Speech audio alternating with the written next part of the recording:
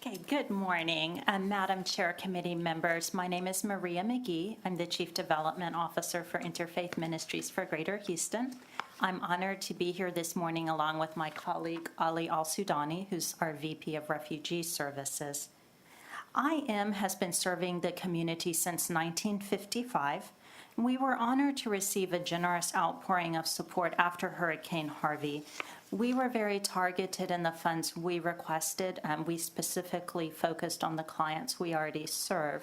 We serve two very vulnerable populations in Harris County. First of all, we're the largest Meals on Wheels provider in the county, so we're serving homebound seniors.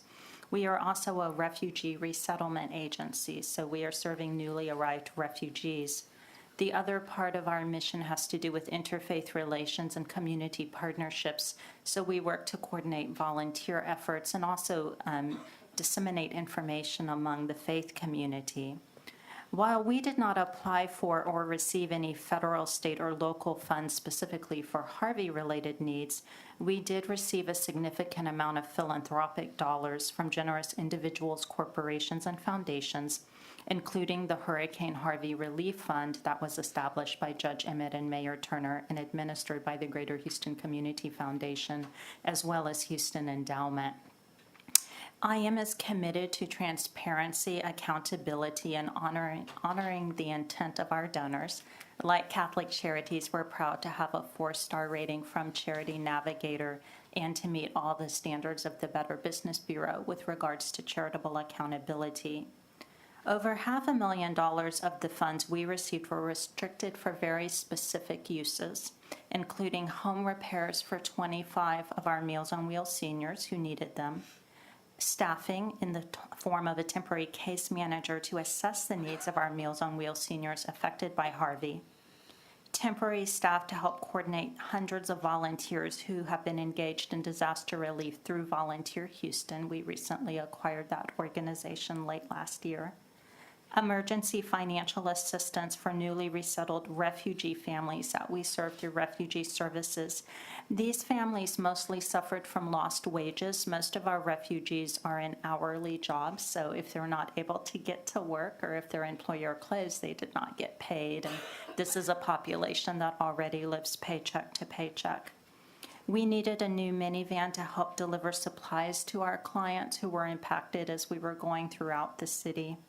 Funds to allow us to host a post-Harvey workshop for over 100 faith leaders about how to deal with post-traumatic stress among their congregants. And finally, supplemental breakfast for our Meals on Wheels seniors, which number over 4,000, in addition to the daily lunch we deliver. The inpouring of funds after Harvey has been critical to allowing charities to serve their clients affected by the storm, and in some cases to even serve new clients. At the time of Harvey, we had very few seniors waiting for Meals on Wheels. We now have over 400 on a waiting list between Harris and Galveston counties. Local charities are already serving vulnerable populations who were hit especially hard by Harvey and have social workers in place to assess the need. The areas in which we most easily and quickly expended the funds were the areas where we regularly work and have expertise, such as financial assistance to clients, education, and meal and supply delivery. Our Meals on Wheels operation had prepared for the storm before hurricane season every year. We give our seniors 5 days' worth of non-perishable food and bottled water to prepare for an event like Harvey. This was the first year in my memory the seniors had to use up that whole supply, so it was imperative that we resume meal delivery as soon as possible. We were back in operation a few days after the storm. There were still areas of the county we could not access even with our delivery trucks. We partnered with the National Guard to actually bring in large military vehicles to get those meals out and to get that water out. Our Meals on Wheels partners in Palacios and Corpus Christi and Beaumont and Orange were running out of food and water, so we helped them. We asked the National Guard to help make deliveries to those locations. In the case of our refugees, as I mentioned, most of these folks are already in a very vulnerable situation and were suffered lost wages.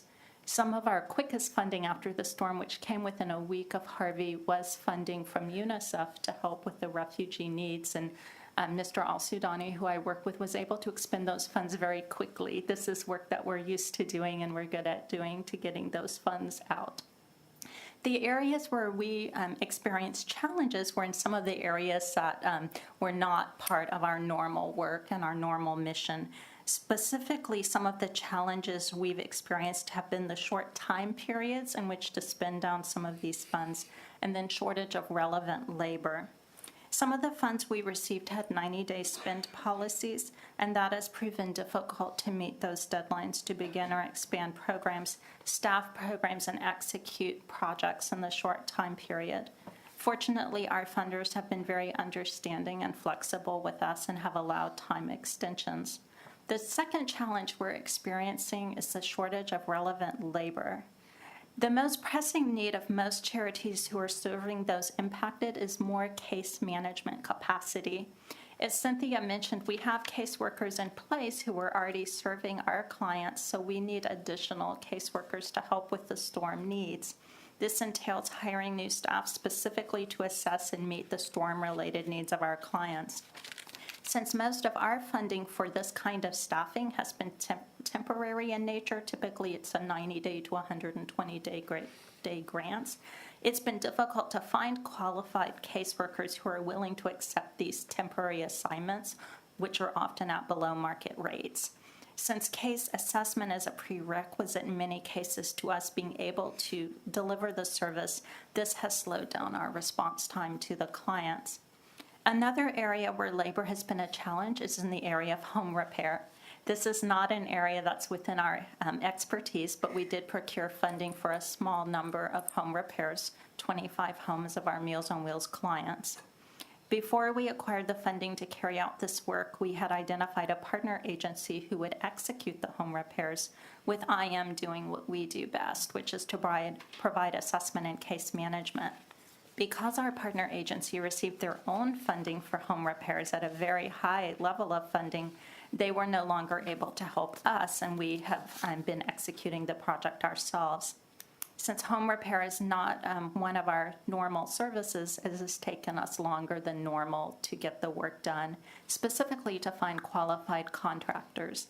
As with caseworkers, we found it difficult to find qualified contractors willing to work on a temporary basis on a relatively small amount of homes.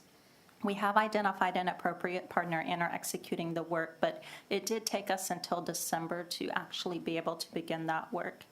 We have also had to increase our liability insurance coverage since we have contractors working in home repair in a post-Harvey environment.